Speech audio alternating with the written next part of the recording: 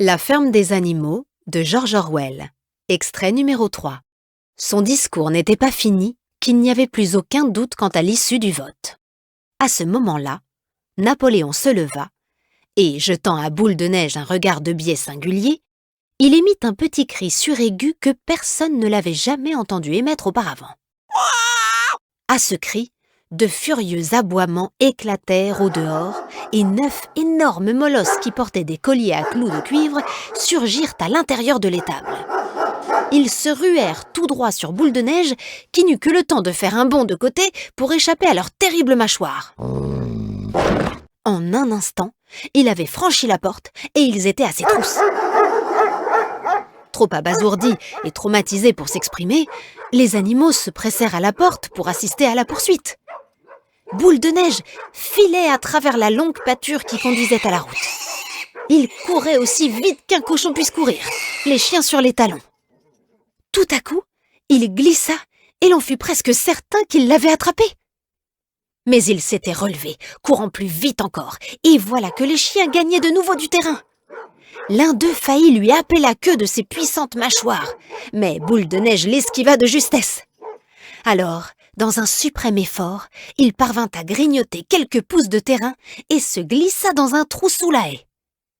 On ne le revit plus jamais. Muets, terrifiés, les animaux retournèrent à la grange. Bientôt, les chiens revinrent en bondissant. D'abord, personne ne fut capable d'imaginer d'où pouvaient bien venir ces créatures. Mais le problème fut vite résolu. Il s'agissait des chiots que Napoléon avait soustraits à leur mère pour les élever en secret. Bien qu'ils n'aient pas encore atteint leur taille adulte, ils étaient déjà gigantesques et semblaient aussi féroces que des loups. Ils se tenaient auprès de Napoléon et l'on remarqua qu'ils remuaient la queue, comme l'avaient fait jadis les chiens de M. Jones pour leur maître. Suivi des chiens, Napoléon monta jusqu'à l'estrade d'où Major avait prononcé son discours.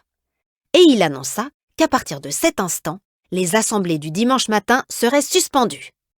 Elles étaient inutiles et constituaient une perte de temps.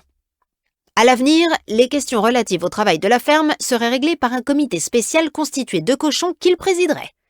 Ce comité se réunirait en privé et communiquerait ensuite ses décisions à l'ensemble des animaux.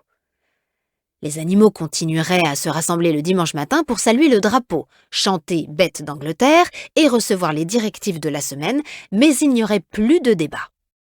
Malgré le choc que leur avait causé l'expulsion de Boule de Neige, les animaux furent indignés par ces décisions.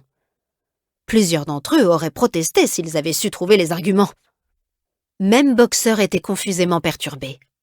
Il coucha les oreilles, agita sa mèche, tenta de rassembler ses idées, mais ne sut trouver que dire. Il y eut quelques cochons, cependant, qui se montrèrent plus loquaces. 4 jeunes gorets du premier rang poussèrent des cris aigus en signe de protestation. Et, se redressant sur leurs pattes, ils prirent aussitôt la parole.